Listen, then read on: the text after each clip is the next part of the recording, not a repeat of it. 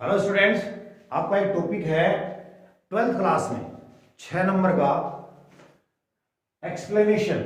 आपके 6 पोइम है, उसमें से एक एक्सप्लेनेशन आएगी 6 नंबर की, और जो छोटे क्वेश्चन आएंगे वो 2-2 नंबर के आएंगे, ठीक है। और बड़े क्वेश्चन 1-4 नंबर का आएगा। तो 6 + 2 ये, इनके अलावा 2-2 नंबर के 4, यानी ये जो 10 नंबर का जो मैटर है ना आपका, ये बड़ा बेहतरीन तरीके से आपका क्लियर हो सकता है।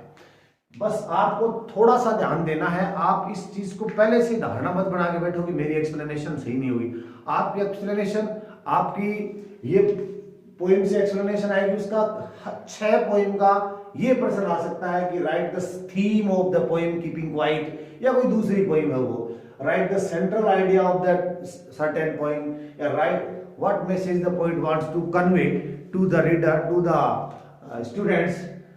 ये क्या मैसेज देना चाहता है, मैसेज का क्वेश्चन आ जाए, सेंट्रल आइडिया का आ जाए, थीम का आ जाए, या एक्सप्लेनेशन आ जाए। उसके लिए मैंने आपके लिए इस तरह की चीज बनाई है कि यहां बताऊं आपको, मैंने इस तरह का एक फॉर्मेट है। इसके ये फॉर्मेट बनाने के बाद में बताऊंगा कि यहां पर 6 पोइम है, उनके नाम लिखे हुए हैं। पहले वाले ब्लॉक में पोइम का नाम है, दूसरे वाले में पोइट का नाम है, तीसरे वाले में 2 शब्द लिखे हैं मैंने, सिर्फ 2 शब्द। उन 2 शब्दों को अगर आप याद करोगे, हर पोइम के 2, इस पोइम के 2 ही शब्द, इस पोइम के 2 ही शब्द, इस पोइम के, उनसे सेंटेंस को एक्सपेंड करना आपको बताऊंगा कि किस तरह से सेंटेंस को बढ़ाया जाता है, बनाया जाता है। अब अगर आपके सेंट्रल लाइन वो फिर बढ़ा के एक्सपेंड करके यहां वो लिखा हुआ मिलेगा आपको। यानी इसमें जैसे कीपिंग क्वाइट है, कीपिंग क्वाइट का पॉइंट कौन है, उसके वो 2 शब्द कौन से हैं, और उन शब्दों से आप सेंट्रल आइडिया कैसे लिखते हो, उन शब्दों से आप थीम कैसे लिखते हो, उन शब्दों से आप मैसेज कैसे लिखते हो, और उन्हीं शब्दों से आप जो कॉन्टेक्स्ट है उसमें क्या लिखते हो, वही चीज। तो क्या हो गया, जो ये चीज मैं आपको कल अगले वाले, इस वीडियो में नहीं अगले वाले, इसमें तो फॉर्मेट बता रहा हूं इसका कि किस तरह से एक्सप्लेनेशन करना है। अगले वाले वीडियो में आपको ये चीज बताई जाएगी कि कॉन्टेक्स्ट में आपको वही चीज लिखनी है, सेंट्रल आइडिया में आपको वही चीज लिखनी है, मैसेज में आपको वही चीज लिखनी है, और एक्सप्लेनेशन में कुछ जो 4 लाइन दी जाएंगी एक स्टेंजा में, उनको आप एक्सप्लेन जितना कर पाते हो करो, लेकिन ये चीज जरूर लिखो। तो है ना आसान, कितना आसान हो गया आपके लिए, आपके लिए ये क्लियर हो गया। यानी थीम आपकी क्लियर, हर पोइम की सेंट्रल आइडिया क्लियर, और एक्सप्लेनेशन भी क्लियर आएगी 6 नंबर की। 6 नंबर की मार्किंग कैसे होगी वो भी अभी आपको बता देता हूं मैं। उस आधार पर आपके पूरे नंबर आएंगे, 6 में से 6 नंबर। क्योंकि अब आप ये बोल सकते हो कि सर हमें इंग्लिश में कुछ सेंटेंस ही नहीं बनाने आते, तो हम 6 में से 6 नंबर आएंगे कैसे। ये क्योंकि बोर्ड ने जो एग्जामिनर है ना, कॉपी चेक करते हैं, उनको लिए आंसर की पे एक मैसेज लिखा हुआ होता है, और उस पे लिखा हुआ होता है कि award marks proportionally, award marks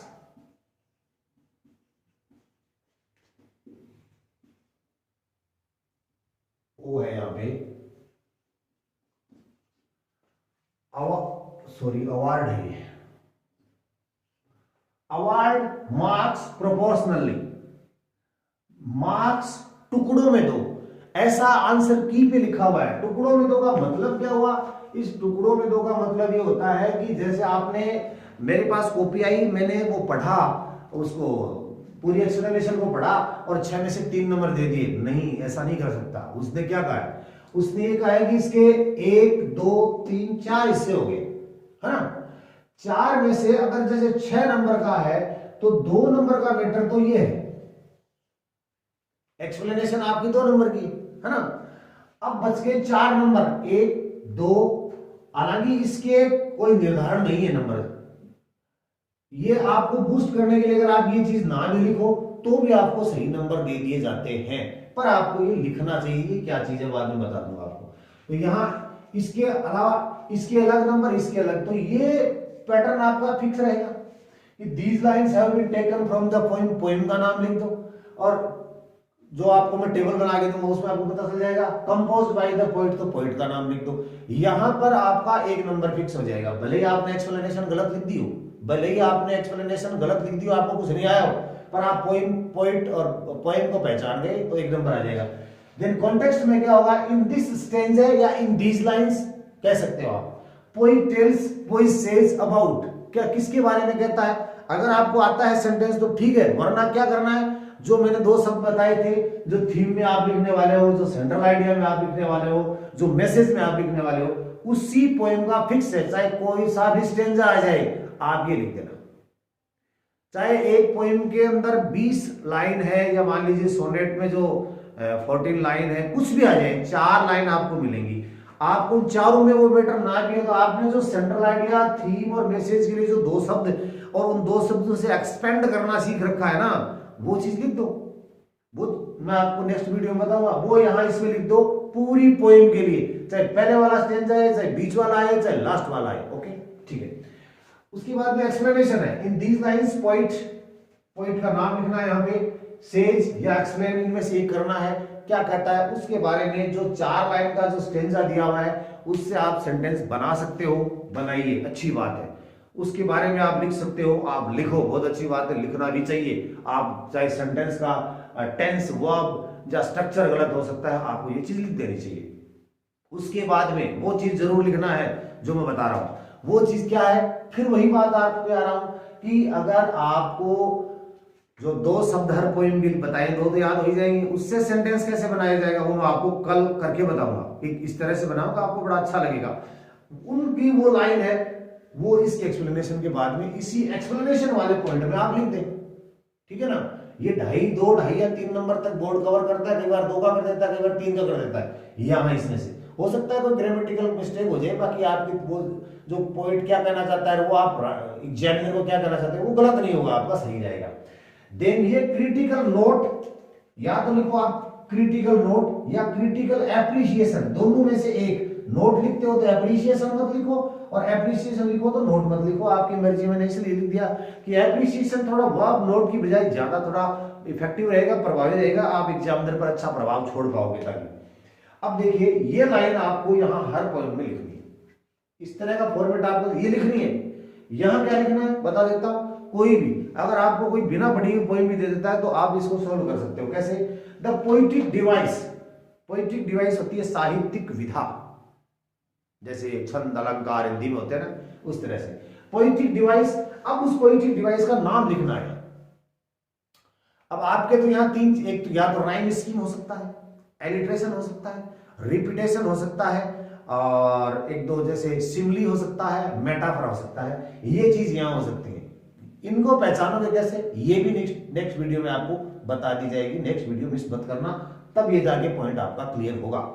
तो the poetic device, repetition is beautifully used, the poetic device, alliteration is beautifully used here, the poetic device, rhyme scheme या द पोएटिक डिवाइस सिमली या metaphor is beautifully used here to enhance, यानी बढ़ाने के लिए beauty and melody of the poem.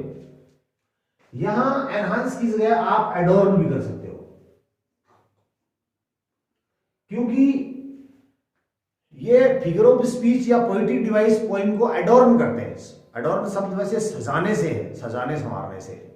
ये to adorn the poem, to adorn the beauty and melody of the poem, इसको adorn करने के लिए, तो एनहांस करने के लिए। अब ये एलिट्रेशन क्या होता है, थोड़ा सा आपको बता दूं। जैसे राइम स्कीम तो लास्ट में तुकबंदी होती है, एलिट्रेशन, रिपीटेशन में वर्ड बार बार आए एक ही पोएम में। Woods are lovely dark and deep but I have promises to keep and miles to go before I sleep, and miles to go before I sleep. Repeat हो रहा है, तो आप क्या करोगे, the poetic device repetition is beautifully used here to enhance the beauty and value of the poem. Miles to go before I, the miles to go before I sleep, ऐसे लिख दोगे आप। एलिट्रेशन में क्या है, कॉन्सोनेंट साउंड का repetition हो रहा हो बार बार शुरुआत में। She saw a snake in the school, से ऐसे आ रहा है ना, she saw a snake in the school, से ऐसा आ रहा है ना। तो यहां आप करोगे alliteration is beautifully used to have the enhance या adorn the beauty and melody of the poem. फिर वो वर्ड लिख दो, सी सो स्नेक स्कूल, से वाले शब्द लिख दो। रिपीटेशन ये हो गया एलिट्रेशन। इनको वैसे मैं दोबारा आपको सेपरेट बता दूंगा ताकि आपको ज्यादा बेटर। अब क्या करना हुआ, क्या 6 नंबर का मैटर था। पहले आपने रेफरेंस लिखा, these lines have been taken from the poem, poet का नाम आ गया, या नाम लिख दिया, कंपोज्ड बाय पोएम और पोइट लिख दिया, सारी चीज सही है। अगर एक नंबर है तो एक नंबर यहां रखेगा, अगला एक यहां कैसे देगा, आपको ऐसे देगा 1 + 1 + 3 प्लस, जो इस तरह से एंड बराबर है, इस तरह से एग्जामिनेशन में मार्किंग करनी होती है इसकी, है ना। तो कॉन्टेक्स्ट में क्या करेगा, in this stanza the poet tells us about, यहां क्या आएगा, अब आपको बार बार सब हर स्टेंजा का याद नहीं करना, एक पोएम की एक चीज याद कर लेना, जो वही थीम होगी, वही सेंट्रल आइडिया होगा, वही मैसेज हो गया, और वो यहां लिख देना। फिर एक्सप्लेनेशन मैंने आपको बताया कि आपको बता दिया। अब जो मैं आपको बता रहा हूं कि प्रश्न ये आ गया, write the theme of the poem a thing of beauty, write the central idea of the poem keeping quiet, write the message of the poem an elementary school या class in the slum area. सब चीज एक होंगी, यानी keeping quiet अगर आपकी है, जैसे मान लीजिए कीपिंग क्वाइट पोएम है,